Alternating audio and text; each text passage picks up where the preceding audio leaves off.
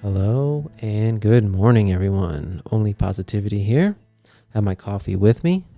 Ready to kick off podcast number 111 on this playlist that I'm looking to launch called Elevated Thoughts. So before diving into the topic of the hour, let's go and start with the level set.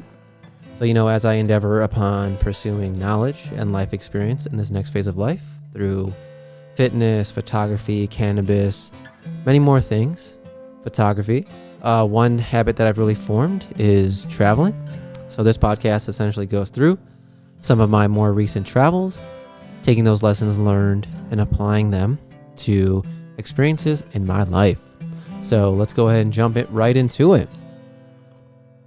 So, before I jump into the most recent travel destination, just wanted to provide the update on, summer's been going really well. Dude, been golfing a whole bunch. Never thought I'd be a golf douche, but I'm really diving down that path, man. It's been just a great way to connect with my friends. I'm seeing my friends more than ever, and I think that is amazing. We don't always have, how do I put it, the most quality talking touch points when we golf, but we're outside, we're with each other, we're laughing, we're joking, we're making some off-color jokes, we're bonding here and there, and we're still finding the time to get together outside of that and get dinners and visit each other and just have that fun. So I'm very stoked for all the shenanigans that are ahead of us here now that we're golfing more often. So really enjoying it.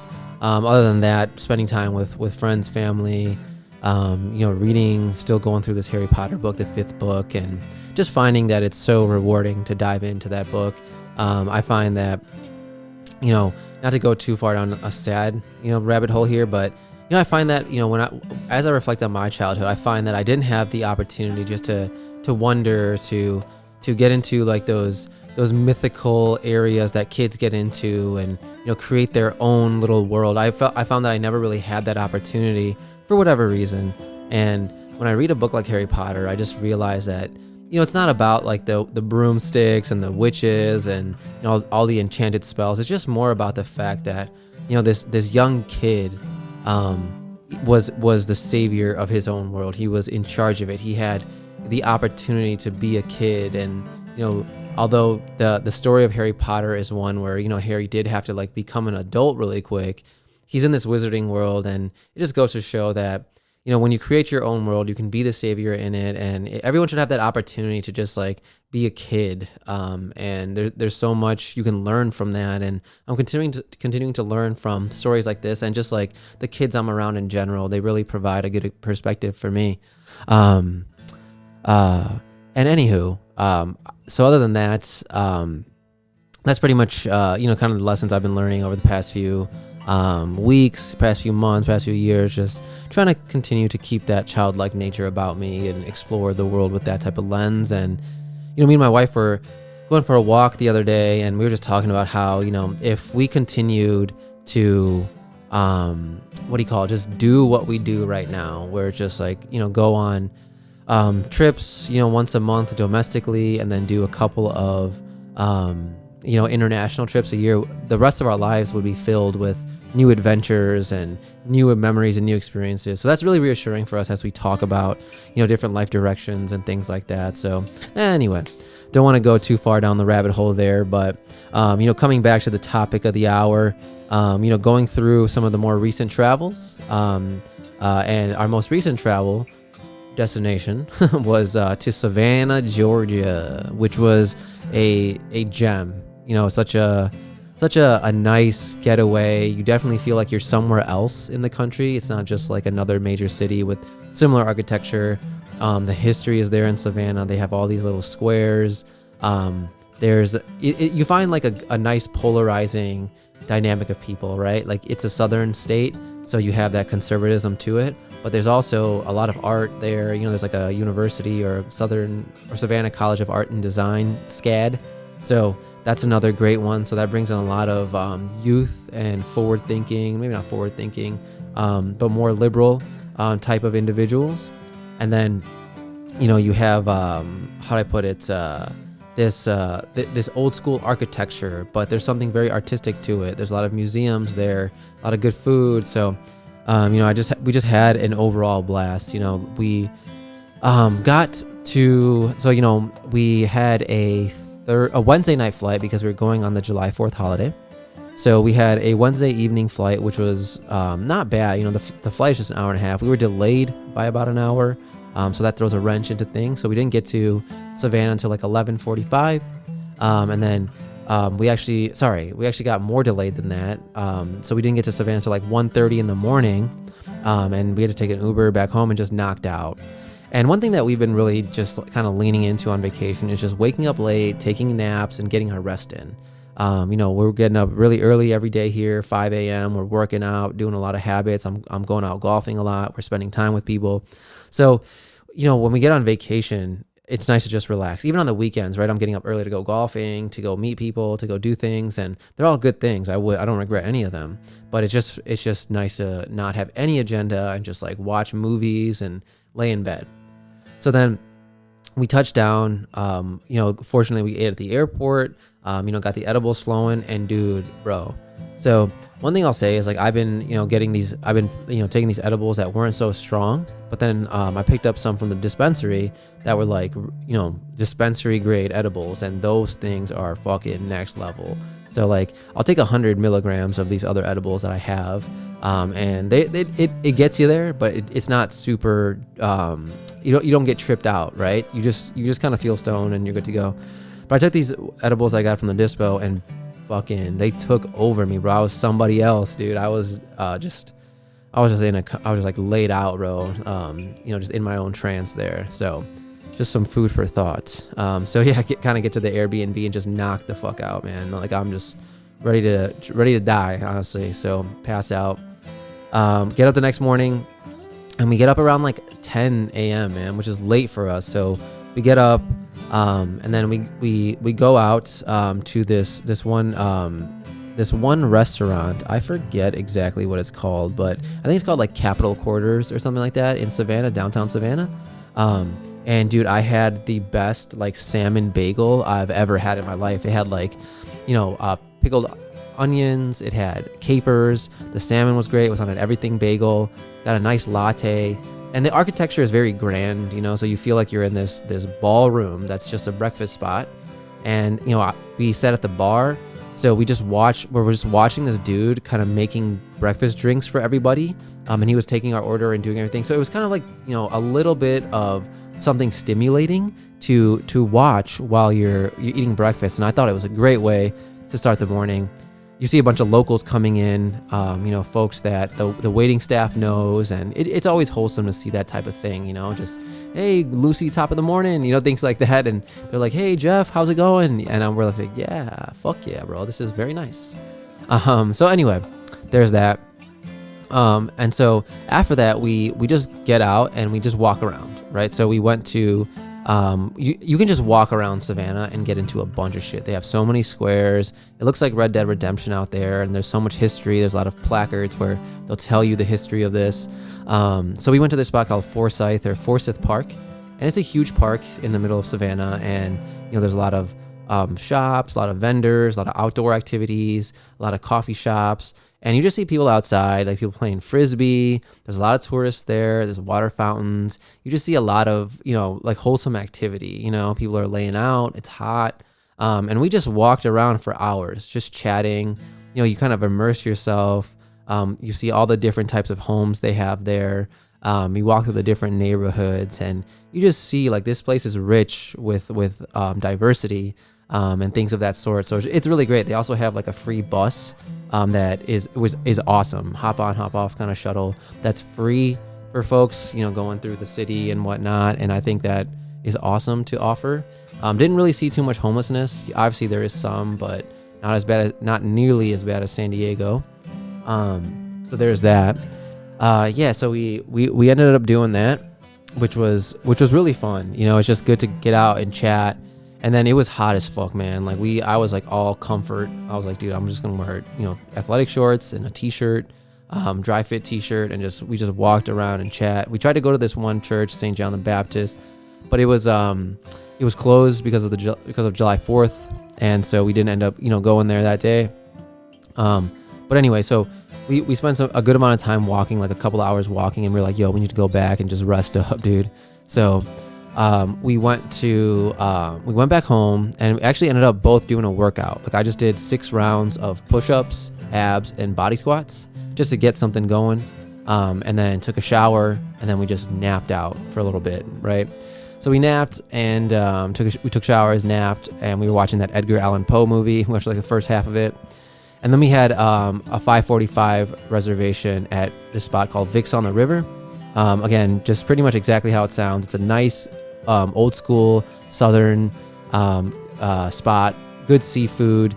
There's a piano player there, very classy. And I got one of their daily specials, which was like a wahoo, I think that was called, that type of fish. It's more like a, how do I put it, like a mahi-mahi kind of fish, which was really good. I was eating good seafood out there. Savannah has great seafood. Kind of had this spinach mash to it, which also was absolutely delicious. My wife got a salmon, and we just, again, you get the chatting, you get the talking, you're in a new spot, beautiful location overlooking the river. And I just couldn't have planned that out better myself. The weather was absolutely gorgeous. As it gets into the evening, it's still hot, but it's a little bit more tolerable. So we did that, went back home, watched the little second half of the Edgar Allan Poe movie. I think it's called A Pale Blue Eye, and that was beautiful. A pretty good movie, nothing to run home about, but a good movie. We had a nice little quaint Airbnb, 2-bedroom, 2-bath, modern spot. The hosts were amazing. So that was pretty dope. The only weird thing about that was so the whole apartment was refurbished and modern, except for like the door handle, right? So you had to like spin the door handle like a million times counterclockwise to lock it, and then do the same thing like to the right clockwise to unlock it. And so I was always tweaking out when we were calling Ubers, because I was like, dude, this is taking me 5 minutes just to lock this fucking door. But if that was the worst of it, I'm not gonna trip at all on it. So there's that. So then, yeah, we just kind of knocked out that night. First day went super well. And then the second day we got up and we went to this breakfast spot in the morning. Again, got up late, did a little workout on Friday. Oh, actually, yeah. So I did a little workout on Friday. Same thing. Just 6 rounds of push-ups, abs, body squats, and then we went to breakfast at this hotel I think it's called the Dread or the Shed or something like that. This spot out in downtown Savannah, right near the river, and there's this beautiful district right there where there's like the JW Marriott Hotel, and they have like art galleries and different just like shops inside this district, right by that area. And it was really nice, modern, not too much to see. But then we walked along the river, and we walked over to the church, that St. John the Baptist Church, which is a fucking beautiful church, absolutely gorgeous. And then we did the American Prohibition Museum. And as far as the church goes, like I love to sit down there and I love to just reflect. My wife was taking pictures. We were just kind of switching off with the camera, trying to practice our photography skills, which is another amazing spot to take photos, is Savannah, because there's so many great places to frame up your subject. And we were practicing, and we're shooting a wedding coming up, so it was just nice to just to be able to do that with like my best friend and be like, yo, let's just take some pictures out here. And anyway, we went to the Prohibition Museum, and for those of you that aren't super aware of Prohibition eras, like like kind of like 1920s to the 1930s, there's a lot of I think folks thought alcohol was the problem, but there's a lot of World War I vets that came back, and were all fucked up, right? So they were turning to drinking and things like that. So we weren't really getting at the root cause of the issue, but we were dealing with the alcohol. So then what happens is, right, like they make alcohol illegal, and then a bunch of crime starts to set from that, right? So Al Capone comes up, a few other folks come up, and you have all these mobsters and killings and stuff like that. And that's the thing that I think you realize about substance abuse, is when you make something illegal, that doesn't mean people are going to stop doing it. Like they're just going to find more shady ways to do it. And I think we realize that with Prohibition, right? So it's just an interesting, like, little inflection point in history, where like a lot of bar owners, a lot of folks who had jobs, like were put into unemployment because of that. And that's always sad. It's like, even though it's liquor, there's ways to regulate it versus completely remove it. I think we've learned that over time. And, recently marijuana was legalized and things of that sort. If people are going to smoke weed no matter what, dude, they've been doing it since the beginning of time almost. And now, put some regulations on it, people can benefit from it. And that's just like what's going on. My opinions on that are a little bit aside, but it's just an interesting time in history where people are just figuring out what works. The human condition is very interesting. Like, you never know what's going to and what's not going to work with humans. All you can do is kind of test it out, take those lessons learned and like apply them going forward, right?